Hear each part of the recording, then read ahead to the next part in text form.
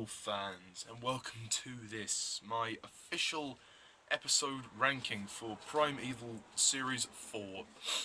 So, well into Primeval now, and onto the ranking of Series 4. So, there are 7 episodes in this series. I have reviewed them, so go and check those out if you haven't seen them already. They're in a playlist, which this video will also be in. So go and scroll through that if you want to hear my extended thoughts. I'm going to do kind of digest kind of summaries of my thoughts in this video, just like the previous 3 rankings for series 1 to 3. So, let's kick this off. Number 7. Now, this one was a pretty easy one for me, really. Most of the series isn't particularly that good, but if I had to pick one that was insufferably bad, it would have to be this one, episode 3.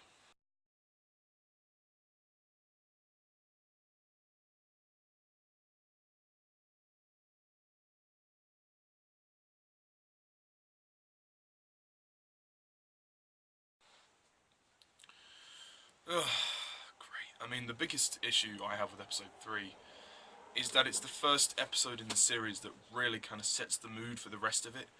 It's like the writers have taken the attitude of, let's just fucking give up. Nobody cares about this show anymore. Well, you're wrong. People do. The first 2 episodes kind of, we were like, yeah, I was kind of like, okay, yeah, we're getting back into Primeval. This is good. And then this one, it just completely downgrades everything. It's such a lame episode. The creature is terrible, the CGI is terrible, the story for this episode is terrible, just the whole... This is the introduction of the whole fucking Ethan and Emily subplot, and it's a plot that goes nowhere by the end of the series, neither in Series 5 as well. And this episode is just kind of laughable, really, because it's so badly written. Like, it's lazy. It's absolutely lazy. Once again, Kieran McMenamin displays no range as Matt Anderson, and this episode really infuriated me because he doesn't have any experience of how to fight the creatures. Did you not see the first 3 series and how they fought the creatures? He just stands there waving a knife around. He doesn't try and stab the creature, he just stands there doing this, like half a metre away.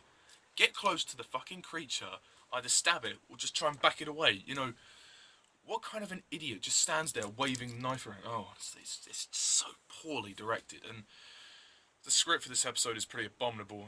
Connor and Abby are quite good, I suppose, even if I think Connor is a bit sidelined. He doesn't do much. One of them is sidelined. I can't actually remember, to be honest. It's the most forgettable, boring episode ever. It's absolute crap. And, yet again, Jess is annoying, Matt is annoying. Just everything about this episode is annoying. It's very annoying. I don't know what else to say. I suppose the music is quite good. Not that was much of a compliment, but yeah. I feel like this episode is paced atrociously. Like, there's so much filler. Like, they're trying to introduce the whole Matt and Emily, well, no, not Matt and Emily, the Ethan and Emily subplot, which is kind of boring, to be honest. And then you have the other kind of subplot when Connor's in the Ark and accidentally sends it into lockdown and nearly kills Philip. Philip Burton nearly dies, and I suppose this episode is good for one respect that we see more of Philip, but apart from that, it's nothing. And Rex is in it, which is good. But that whole thing about trying to get the Ark back online is just... snore, I have a perfectly good box set of Series 1, 2 and 3 waiting for me. I don't need to sit here and watch this. It's terrible. Nothing else to say. It's just absolutely awful, and one of the worst written pieces of television. Be prepared to be humongously disappointed with this one. Okay, I'm going to move on from that because I've got nothing else to say, and I've kind of forgotten about the episode, to be honest. Number 6 is, in fact, rather unfortunately, the finale to the series, episode 7.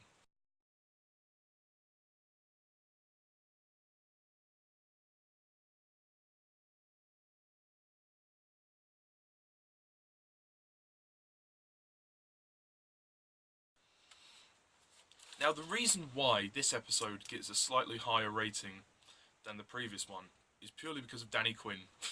Yeah, Danny comes back in this episode, um, and that's really the main positive about the episode. Danny's back. Connor and Abby are quite good, I suppose. I like seeing the Terror Birds back. That was nice. It was nice to see them back. And the whole idea of the anomalies kind of splitting, the same anomaly splitting into kind of different segments. That was cool. But this episode just makes a mess of itself because I've already explained about in my review how the structure of this originally, this series 4 and 5 were meant to be one series stitched together, but they decided to split it for reasons that I can't actually remember. I'll ask my friend Louis. There you go. How you doing, Louis? He knows why they split it, but I can't remember why. But for some reason or other, the 13 episodes were split into two series, and this is where we're halfway, and this is where it ends. I mean, the problem is, after this split, it doesn't seem like they spent any time trying to restructure this. This episode does not feel like a finale, which is the biggest bugbear I have. I mean, Danny should have really been in the whole series, really, as the leader. It's terrible. I mean, it's just lazy, like the way there's no conclusion, there's no resolution to any of this. I mean, they try and set up for the next episode, which is in Series 5. Yeah, they try and set up for Series 5. With Connor going off with Philip, but apart from that, it's just nothing. And Matt tells Emily to go and fuck off back to her own time, which is annoying. The action is good, it's well filmed, and it's well rendered. It looks great on Blu-ray, but it's a chore to watch it. It has now become a chore to watch it, and the opening sequence is terrible. It romps along. The pacing is okay, I suppose.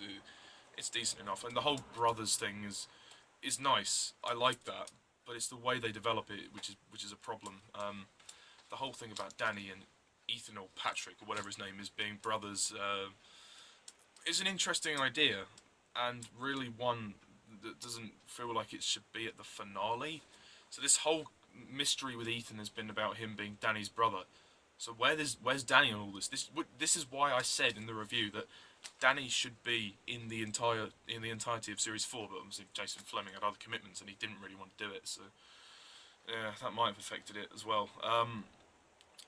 It's just a very wasted idea, and it doesn't go anywhere because we don't see either Danny or Ethan again, and I don't really think it was the plan to. So they kind of started to develop it, and then they just sketched it off. So they ended with Danny going back into the anomaly. So what? That's it? Danny spends a whole year away from us, then comes back for 5 minutes, only to then go back in the anomaly and chase after his brother. Masterful writing, guys. Ugh, this is probably the worst of the series finales. I mean, I haven't seen the New World finale yet, so out of the ones I've seen, out of the UK show, this is probably the worst finale. Just check my review for further thoughts. Number 5 is, in fact, Episode 5.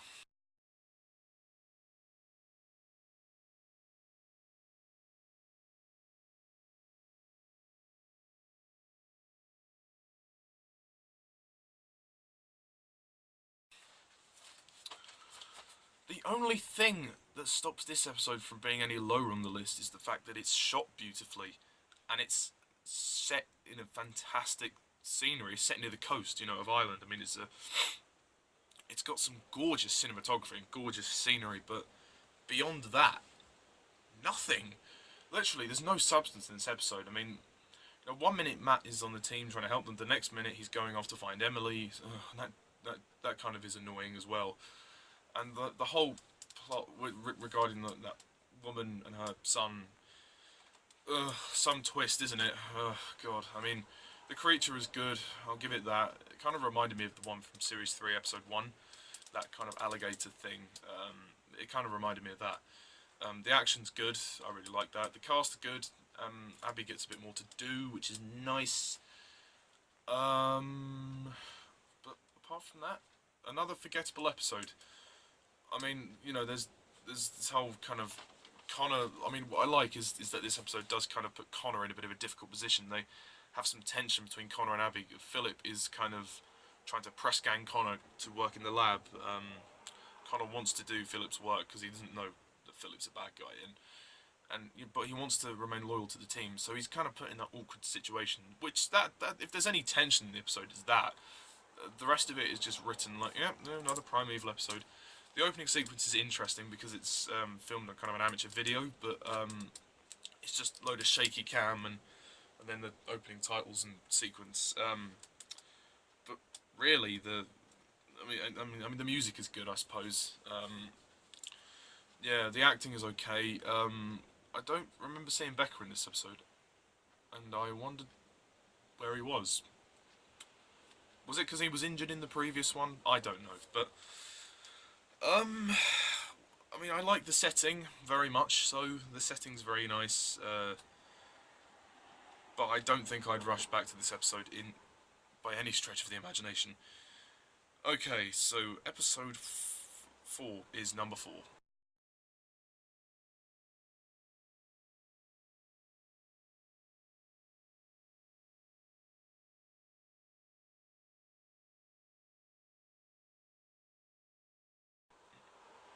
Sorry, I should have said that the other way around, but either way, episode 4 is very meat and potatoes, very basic, straightforward adventure. Doesn't really damage the series whatsoever. It doesn't really, as far as I'm aware, it's the one that doesn't really fall in line with the main story arc. Apart from Emily being in it, like, briefly, it doesn't feel like it's part of this main story arc. So you can kind of appreciate this more than any of the other episodes in this series as kind of a standalone episode, which is nice. So in that respect, I can appreciate this episode, and I put it at number 4. But that doesn't mean it's a good episode. This episode is passable at best. It's good fun. It's fun. It's light. It's breezy. But at the same time, it's kind of just like, what the fuck? This isn't Primeval. But I mean, I get a kick out of it more than the other episodes. The creature was cool, I suppose. From what I remember, I don't really remember it, so check the review out to hear what I think of the creature. Um, I like the fact that it's set in this school and it's this kind of big deserted school. If it makes the episode feel more secluded, and that gives it a nice sort of tension, which I think is very well displayed. I mean, you've got those 3 kids. You've got the one girl who's really fit. She is hot. She's very fit. I mean, aside the dialogue from those characters, she's fantastic to look at. Which I suppose is part of the reason why this episode is higher on the list, more for eye candy's sake than anything else. Um, yeah, and so I mean, unfortunately, she dies, which was a shame. I didn't remember that actually. The last time I watched it, I was like, oh, she died. Oh, that's a shame. It was a big shame because I really was enjoying looking at her. Oh well, what can you do? Um, you got those other 2 dweebs who are just kind of there. Those 2 kids who are just fucking annoying, to be honest. The dialogue is stupid. She's like one of the boys tries to chat her up when they're in detention, and then she's like, Darren, do you think a girl as hot as me would date a guy like you outside a Seth Rogen movie? You're like, what? Somebody got paid to write this? Ugh, I mean, she's a utter snob, the girl, but blimey, is she fit? Sorry, sidetracked. Yeah, the dialogue for this episode is a bit cringeworthy. I mean, the comedy generally for the series is a bit. um, Apart from Connor, I suppose Connor's funny, but yeah, the comedy it doesn't have the same pizzazz as the earlier series. Suffice to say. Um, yeah, there's some tense moments. That Jess gets a really nice moment here when the girl dies, and then Jess changes her mind about Abby wanting to helping Abby to get the creatures out because Philip wants to suppose, put them down in the most humane way possible. He wants to exterminate the creatures, and Abby wants to, well, get rid of the creatures before they get hurt. I mean, it shows Abby's caring side, and this is probably Abby's standout episode in the series. The rest of the series, she's just kind of one-noted and very depressing. In this episode, I really thought Hannah Spirit did a pretty good job at displaying how Abby still cares about the creatures, even having been away for a whole year, and she still cares. So that was nice, and that it was a nice moment for Jess as well to really kind of realise the gravity of the situation, how this isn't just how this isn't just a job. This is life and death. This is so much more, which is great. I believe it's this episode that has the bomb scene. Yeah, I think it was actually. If it wasn't, if it wasn't, it was episode 5. But I think it was this. Yeah, no, it was this. Yeah, Becca wasn't in episode 5. The bomb scene is all right, I suppose. It's really just filler, just so we can do the Jess and Becca love story, or Jekka. Oh God. Or Bess.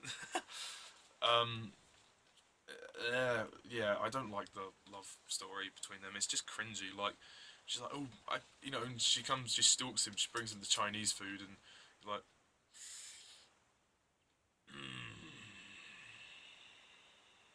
it's a bit awkward, isn't it? Yeah, that's what it feels like. Yeah, it just comes across as really forced, and I don't buy it. Like, I mean, Ruth Kearney is attractive as fuck. I mean, she is fit, and she's the best bit of eye candy throughout the series, and her acting is actually good. I think her acting's solid. But the character just comes across as a little bit annoying sometimes. That's not her fault. Just I think the script really that does it for her. But yeah, episode 4. It's this high more for eye candy sake than anything else. But there are some good moments with the creature. It is action packed and it's quite intense. And like when Matt and Becca go in the freezer and he has to heal his wound, which is good. I mean there's a lot going on here. I think as well, which is a bit of an issue. Trying to do too much in one thing. Anyway, now we're into the top 3. Now my number 3 choice isn't exactly like a standout episode, but it's up here simply because of the lack of quality of the previous ones. So number 3 is episode 6.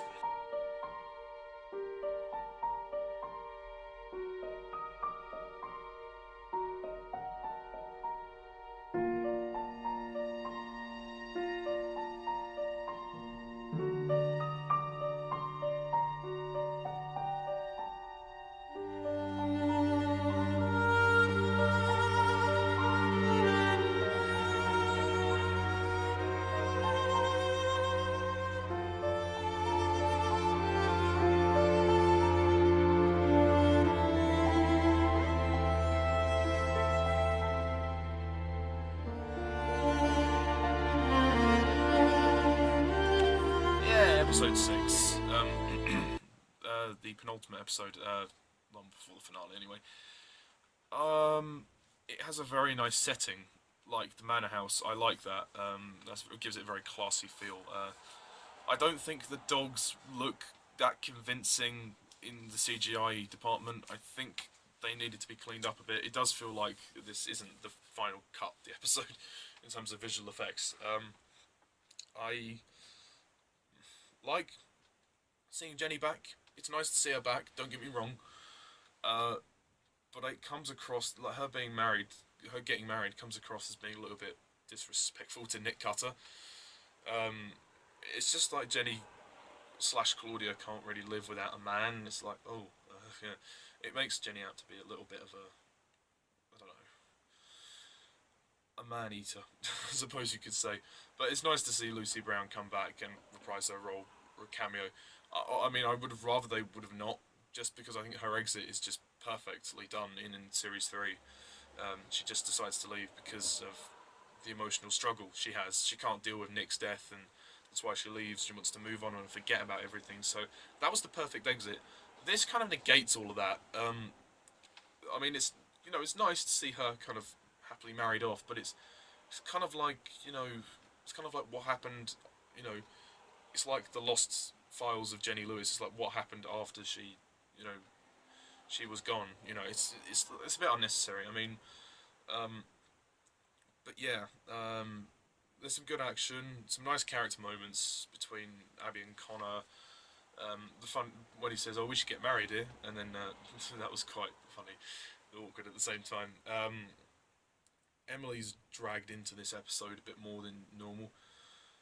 Um, yeah, Matt's his bland usual self. I didn't care for Matt's father when he died. I mean, that's the whole thing with Matt's father, Gideon, was like, you know, we never really knew who he was. Why even if you were just going to reveal him as Matt's father, you know, why not do it at the start of the series? You know, like why have this sense of mystery around him? Because for one thing, it doesn't help.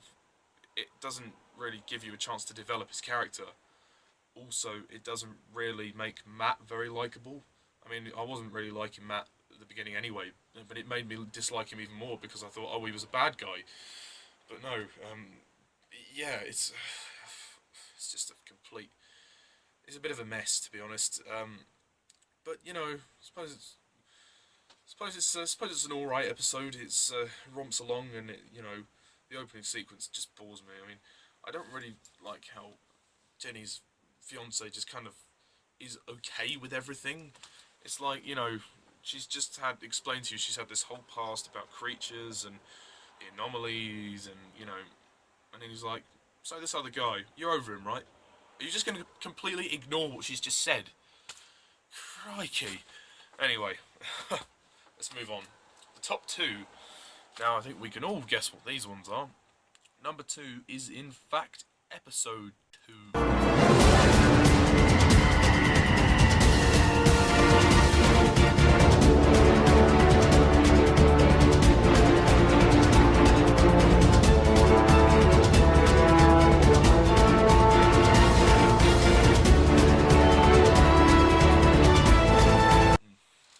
Episode 2 is a good, solid episode. I like it. It's a nice return to form, so to speak, after Series three's messy finale.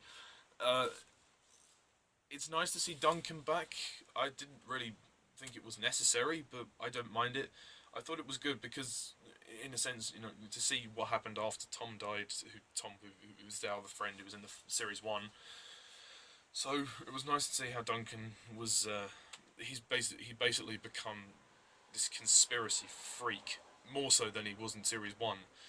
I mean, even more so that because of Tom's death. And you know, it's a nice episode for Connor because he gets to reconnect with Duncan, and they get to talk about their issues and whatnot. The creature is quite good. I really like it. I mean, there's a few bloody scenes in this episode. Like, there's a few bloody scenes which are quite intense. Excuse me. The opening sequence just is so stupid. I mean, the chucking the creature down the toilet just sets the tone for the rest of the series. After this, flushing it down the toilet. The music is good. The climax, I think, goes on a bit too long. I think they kind of stretch it out, and then, you know, they kind of stop the creature. Then they have to go back and get Duncan and Connor, and you know, it's just like, ugh, just end, for fuck's sake, just end. You know, they really do drag it out a bit. But it has some really great moments, and it's nice to see Lester in it as well. Becca's great. There's some good action too. Matt Anderson is crap as always. And really, that's all I've got to say. The CGI is great. I can't think of anything else to say. So yeah, do check out my review if you want extended thoughts. Yeah, okay. Number one is in fact the very beginning where it all started.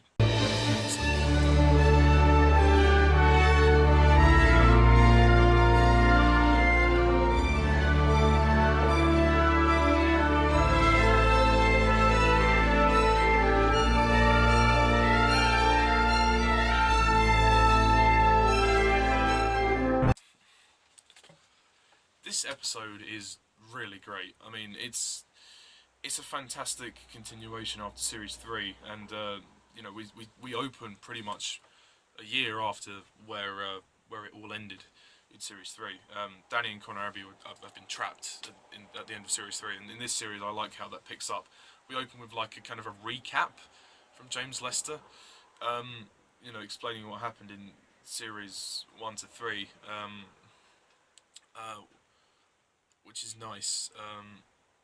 I like that actually. I thought that was a good, because if you're just coming into this series, it would have kind of given you a bit of clarity or a reminder of what happened and how things are changing. It's basically illustrating the change in a lot of things, not just in the arc, but also the team and just the general way that this series is going to go.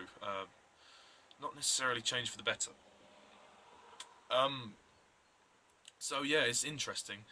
I liked seeing Abby and Connor surviving the Cretaceous. That was great. And somehow, after a year, Helen's anomaly device seems to have 1 bar of battery left, and they just about managed to get it up and running. The new team are introduced here. I mean, obviously we got Becca's back as well. I like Captain Becca.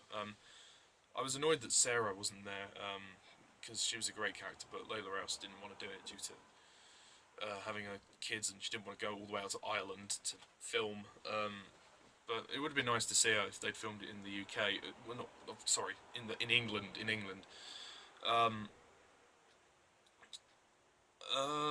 Yeah, I don't really like Matt Anderson, as I've already illustrated many times before.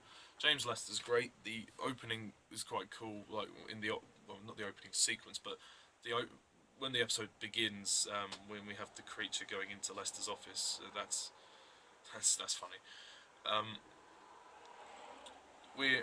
Jess.